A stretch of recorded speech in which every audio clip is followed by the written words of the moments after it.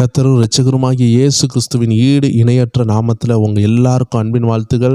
ஒரு விஷயம் கூட ப்ரேயர் டைம் ஃபேமிலி ஒவ்வொரு பேருக்கும் இயேசு கிறிஸ்துவின் நாமத்தினால அன்பின் வாழ்த்துகளும் ஆசீர்வாதங்களையும் தெரிவிக்கிறோம். நம்ம ப்ரேயர் டைம் குடும்பத்தார் எல்லாரும் வசனங்களை கேட்டுக்கொண்டு இருக்கிறீங்க. ஒவ்வொரு நாளும் கர்த்தர் பேசி கொண்டு இருக்கிறாரு. வாரத்தின் கடைசி நாளில் வந்திருக்கிறோம். தேவ ஜனங்களே, இந்த வீக்கெண்ட்ஸ்ன்னு சொல்லுவாங்க, வாரத்தின் கடைசி நாள்னு சொல்லுகிறது வீக்கெண்ட்ஸ். தொழிலில் எல்லாருக்கும் இந்த வெள்ளிக்கிழமைன்னு சொல்லுகிறது அவர்களுக்கு ஒரு வீக்கெண்ட்ஸ். காலேஜ் ஸ்கூல்லாம் பாருங்கள், வெள்ளிக்கிழமையிலிருந்து ஃப்ரீ ஆயிடுவாங்க. இந்த ஃப்ரீயான நாட்களில் நம்ம கர்த்தரை தேடாமல் இருந்துடக்கூடாது. சனிக்கிழமை நிறைய சபைகள் என்ன செய்வாங்க, உபாச கூட்டம் வைப்பாங்க. வெள்ளிக்கிழமையும் உபாச கூட்டம் வைப்பாங்க. சனிக்கிழமை ஈவினிங் காத்திருப்பு ஜெபம் இருக்கும். சண்டே சர்வீஸ் இருக்கும். சண்டே முடிஞ்ச பிறகு யூத் மீட்டிங் இருக்கலாம், சிஎம் மீட்டிங் இருக்கலாம். இப்படி ஒவ்வொரு மீட்டிங்ஸ் உங்களுக்கு இருக்கலாம். ஏதாவது உபாச ஜெபம் வச்சுருப்பாங்க, இல்லை ஆல்நைட் ஜெபம் வச்சுருப்பாங்க. மீதி இருக்கிற நாட்களும் உங்களுடைய ஃபெல்லோஷிப்பில் போய் கலந்து கொள்ள கர்த்தர் உங்களை அழைக்கிறாரு. இன்றைக்கும் கர்த்தர் நம்மளோடு பேசுகிற ஒரு வார்த்தை, அற்புதமான வார்த்தை. மத்தேயு 5:14-15. நீங்கள் உலகத்திற்கு வெளிச்சமாக இருக்கிறீர்கள். மலையின் மேல் இருக்கிற பட்டணம் மறைந்திருக்க மாட்டாது.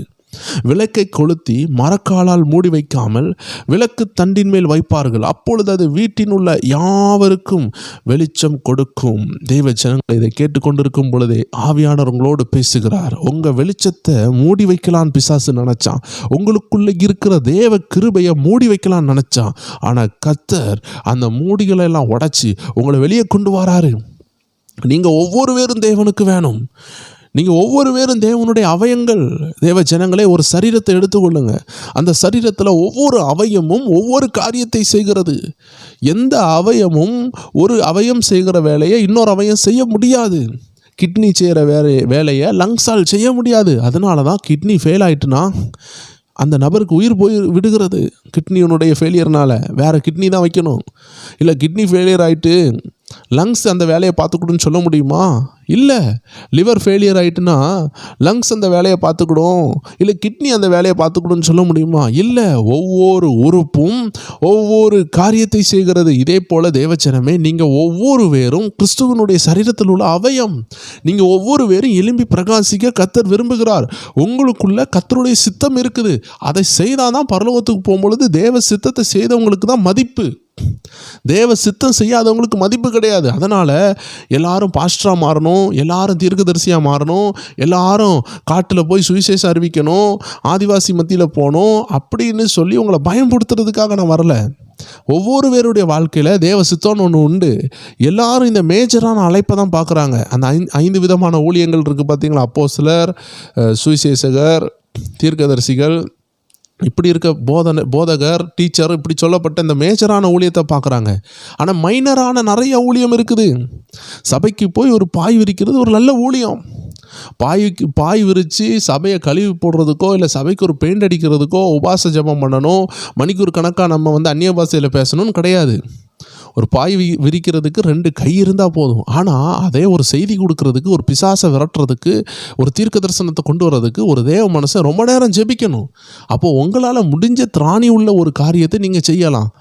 சபை மக்களுக்கு ஒரு டீ போட்டு கொடுக்குறீங்க, ஒரு காஃபி செலவை நீங்கள் கையில் எடுக்கிறீங்க. கர்த்தர் உங்களுக்கு நல்ல வருமானம் தந்துருக்கிறாருன்னா அந்த மக்களுக்கு நல்ல ஒரு ஸ்நாக்ஸ் வாங்கி கொடுக்குறீங்கன்னா இது கர்த்தர் பார்வையில் இன்பமாக இருக்கும். ஏன்னா நீங்கள் ஒரு லோடு நீங்கள் சபைக்கு நீங்கள் என்ன செய்கிறீங்க, முதுகு கொடுக்குறீங்க, ஹெல்ப் பண்ணுறீங்க.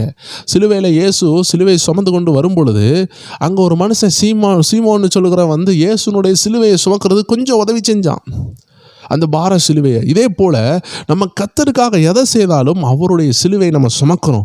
அவருக்கு சந்தோஷமாக இருக்கும். என் பிள்ளை இந்த உணர்வை பெற்றுக்கொண்டாங்களேன்னு சொல்லி சந்தோஷமாக இருக்கும். ஒவ்வொரு தேவ ஜனங்களும் உங்கள் வெளிச்சத்தை வெளியே கொண்டு வரணும். நீங்கள் எல்லாரும் கிறிஸ்துவின் சரீரத்தில் உள்ள ஏதோ ஒரு உறுப்பு. நீங்கள் செய்கிறத அடுத்த ஆளால் செய்ய முடியாது.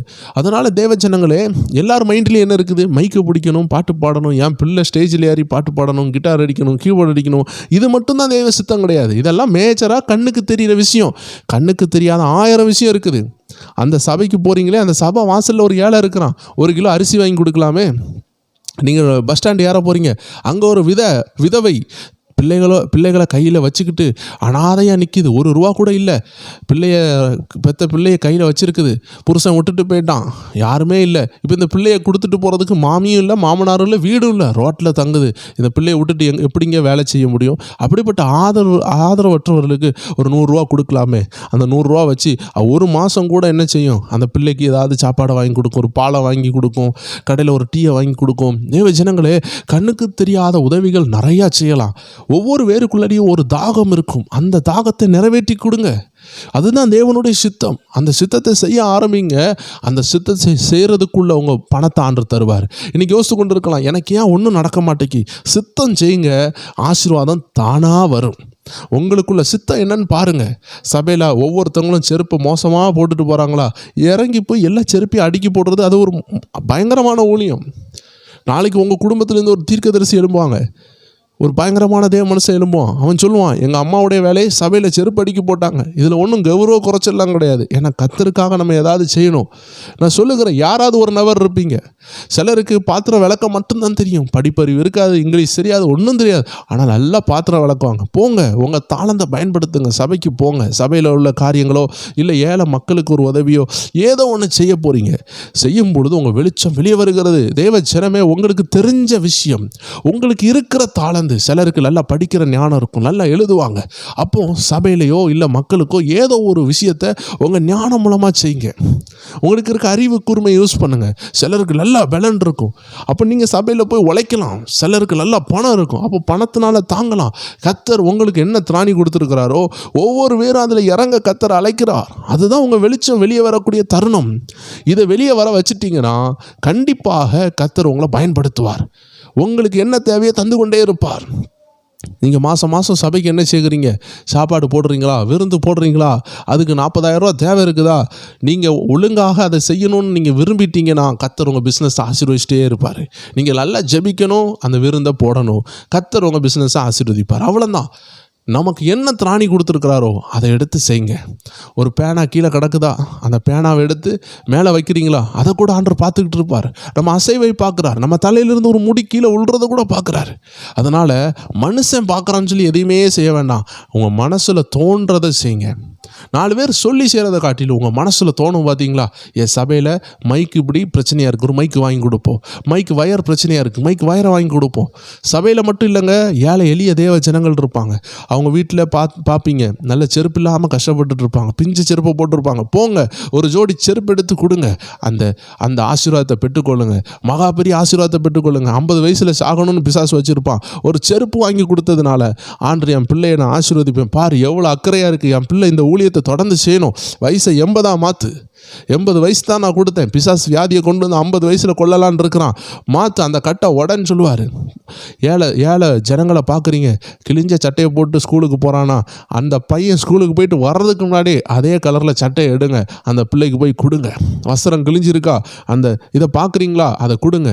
ஏழை பையன் உடஞ்ச சைக்கிளில் போயிட்டுருக்கிறானா, அந்த சீட்டு கூட மாற்ற பணம் இல்லையா, அந்த சீட்டு என்ன ஒரு ₹200 இருக்கும், வாங்கி கொடுங்க. சிறுமைப்பட்டவர் மேலே சிந்தை உள்ளவர்களாக இருங்க. நான் உயர்ந்துட்டேன், நான் இனி காரில் இருந்து இறங்க மாட்டேன் அப்படிலாம் சொல்லாதீங்க. காரில் இருந்து இறங்கி போங்க. கர்த்தர் உங்களுக்கு கொடுத்ததே காரில் இருந்து இறங்கி போய் உதவி செய்கிறதுக்கு தான். நம்ம ஆண்டவர் பரலோகத்திலிருந்து நமக்காக இறங்கி வந்தார் இல்லையா? நம்ம காரில் வந்தோடனே ஃப்ளைட்டில் வந்தோடனே இறங்கி போய் உதவி செய்ய மாட்டேன்னு சொல்லாதீங்க. உதவிக்கு ஃப்ளைட்டு கார்னு பார்க்காதீங்க, இறங்கி போய் செய்யுங்க. கர்த்தர் உங்களை ஆசீர்வதிப்பார். அப்போ தான் உங்கள் வெளிச்சம் வெளியே வரும். கண்களை மூடலாம், ஜெபிக்கலாம். அன்பான ஆண்டவரே, இந்த அருமையான நேரத்தில் எங்கள் வெளிச்சம் வெளியே வரக்கூடிய விஷயங்களை எங்களோடு பேசுனீங்க. ஆசீர்வதிங்கப்பா. இந்த வெளிச்சம் வெளியே வரட்டும். இறங்கி ஏழைக்கு கொடுக்க உதவி செய்யுங்க. இறங்கி அவன் கொடுத்தான், வாரி கொடுத்தான், அவனுக்கு ஒரு குறைவு வரலன்னு சொன்னீங்க. இறக்க ஊருன்னு சொன்னீங்கப்பா. நாங்கள் இறைத்து கொடுக்கணும்ப்பா. இறைக்கிற கிணறு ஊருன்னு சொன்னது போல் எங்களில் இருந்து இறைத்து அநேகருக்கு கொடுங்கப்பா. ஆண்டவரே, உமக்கு முன்பாக அந்த சமாரியா ஸ்திரீ ஆண்டவரே நிற்கும் பொழுது ஜீவ ஊற்றிலிருந்து இறைத்து கொடுத்தீரே, ஆசீர்வதிக்கப்பட்ட ஒரு மகளாக மாற்றினீரே. இதே போல் நாங்கள் இறைத்து கொடுத்து அநேகர் ஆசீர்வதிக்கப்பட உதவி செய்யுங்க. இயேசுவின் நாமத்தில் ஜெபிக்கிறோம் எங்கள் ஜீவனுள்ள நல்ல பிதாவே. ஆமேன், ஆமேன், ஆமேன். God bless you. புதிதாக இணைந்த எல்லா ஜனங்களுக்கும் அன்பின் வாழ்த்துக்கள். விசேஷமாக புதிதாக இணைந்தவர்களுக்காக ஒரு விஷயம் கூட அனௌன்ஸ் பண்ணுகிறேன். திங்கள் முதல் வெள்ளி வரைக்கும் என்ன நடக்கு, நமக்கு அருமையான ஜெபங்கள் உண்டு. காலையில் 5 மணி அளவில் அதிகாலை ஜெபம் உண்டு, இரவு 9 மணி அளவில் 3 சேனலில் மாறி மாறி நம்ம என்ன செய்கிறோம், தேவனுடைய பதிவு ரகசியங்களை பேசி கொண்டு இருக்கிறோம். ப்ரேயர் டைம் வாட்ஸ்அப் சேனலில் இணைந்து கொண்டீங்கன்னா இந்த எல்லா வீடியோஸினுடைய லிங்க்ஸும் தவறாமல் கிடைக்கும். ஒருவேளை உங்களுக்கு லிங்க்கில் இணைந்து கொள்ள தெரியலனா கிட்ட இருக்கிற வாலிப பிள்ளைகள்கிட்டையோ சின்ன பிள்ளைகள்கிட்டையோ கேட்டு இந்த வாட்ஸ்அப் சேனலுடைய லிங்க் நம்ம டிஸ்கிரிப்ஷன்லேயும் கமெண்ட்லேயும் இருக்கிறது. தேவஜனங்கள் இணைந்து கொள்ளுங்கள். அப்படி அநேக மக்கள் இணைந்து கொண்டுட்டு இருக்கிறீங்க. எல்லா தேவஜனங்களுக்கும் அன்பின் வாழ்த்துக்கள். இது மனுஷனுடைய திட்டம் அல்ல, இது கர்த்தருடைய திட்டம். சபை வேறுபாடின்றி இயேசு என்ற நாமத்தினால, பிதா குமாரன் பரிசுத்த ஆவி நாமத்தினால நம்ம இணைந்திருக்கிறோம். நம்ம ஆவிக்குரிய வாழ்க்கையை பலப்படுத்த, தேசத்துக்காக ஜெபிக்க, குடும்ப பாதுகாப்புக்காக ஜெபிக்க, நாளுக்கு நாள் சத்தியத்தில் வளர கர்த்தர் கொடுத்த இந்த ஐக்கியத்தை நம்ம என்ன செய்கிறோம், இணைந்திருக்கிறோம், பலப்படுத்தி இருக்கிறோம். கர்த்தர் உங்களை ஆசீர்வதிப்பார். மீண்டும் திங்கட்கிழமையிலிருந்து சந்திக்கலாம். God bless you. சபைக்கு போங்க, குடும்பத்தோடு போங்க, தொடர்ந்து ஜெபிங்கள், ஜெபத்தை விட்டு விடாதீர்கள். நம்ம சேனலில் நிறைய ஆவிக்குரிய பதிவு இருக்குது. கேட்காத பதிவுகள் எல்லாம் கேட்டு என்ன செய்யுங்க, ஆவியில் பலப்பட்டு கொள்ளுங்க. God bless you. ஆமென்.